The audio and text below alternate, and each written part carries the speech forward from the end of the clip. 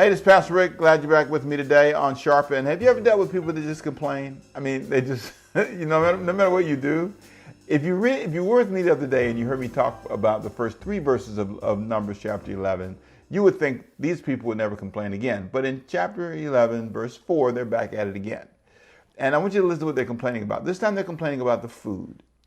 It said the rabble, which means the rabble rousers, that's what it was called really, with them began to crave other food. And again, the Israelites started wailing and said, if only we had meat to eat. We remember the fish we ate in Egypt at no cost. Also the cucumbers, the melons, the leeks, the onions and garlic. But now we have lost our appetite.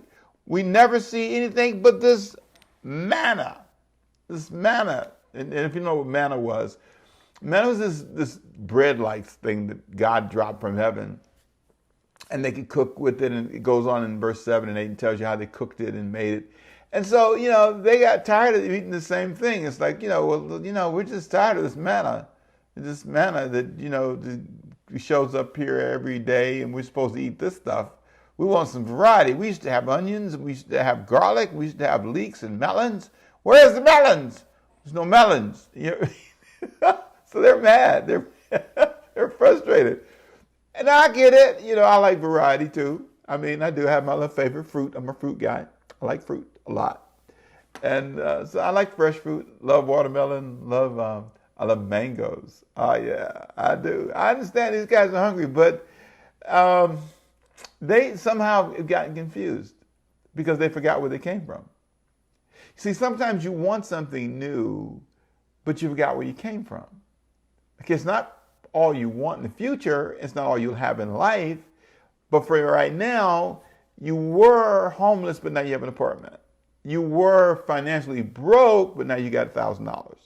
Okay, it's not 10,000, but it's 1,000 or 500 or 100. It's more than what you had before. You had no car, but now you have a little raggedy car, but it's a car, and you're not on the bus line anymore.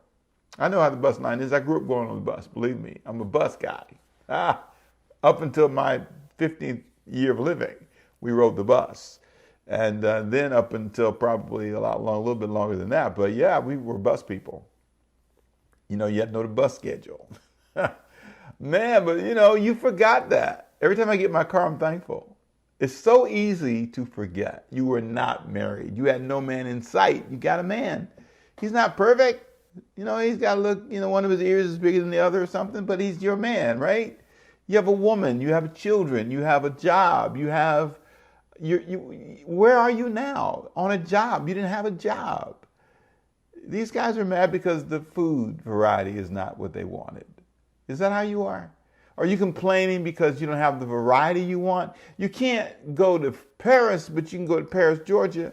You can't go on a cruise, but you can go on a day boat at the riverfront or wherever you live. You can't do everything you want, but you can do some things you want. So, are you complaining because the food is not of the variety you want?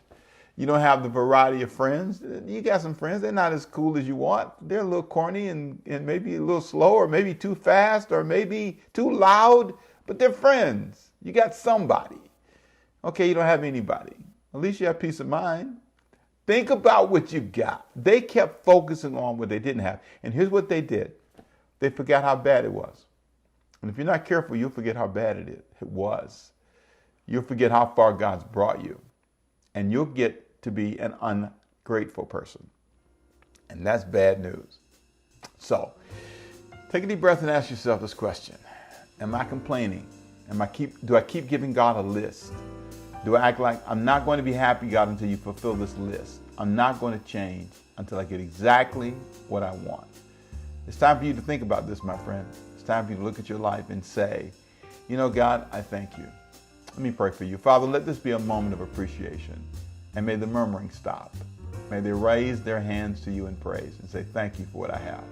In Jesus' name.